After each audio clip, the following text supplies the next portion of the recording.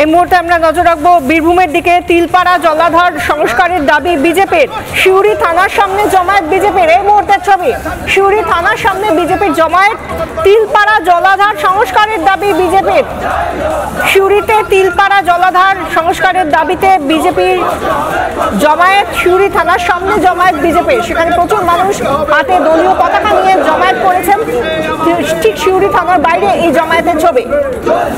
একদিকে দেবীনগরে একরত্তি শিশুর মৃত্যু হয়েছে জলে পড়ে গিয়ে, জলে পড়ে গিয়ে, যে জল 3 মাস ধরে রয়েছে, সেখানকার ছবি আমরা দেখালাম উত্তর দমদম পুরসভার। আর অন্যদিকে বিজেপির বিক্ষোভ, বিজেপির জমায়েত সিউড়ি থানার বাইরে। তিলপাড়া জলাধার সংস্কারের দাবি বিজেপির। আমাদের প্রতিনিধি মনোরঞ্জন সরাসরি রয়েছেন সিউড়ি থেকে আমাদের সঙ্গে।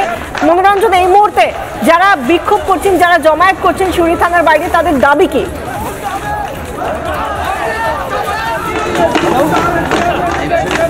দেখো, এই মুহূর্তে যেটা হচ্ছে যে তুমি জানো যে 26 জন বিজেপি নেতাকর্মীকে গতকাল গ্রেপ্তার করা হয়েছিল, ধ্রুব সাহা সহ।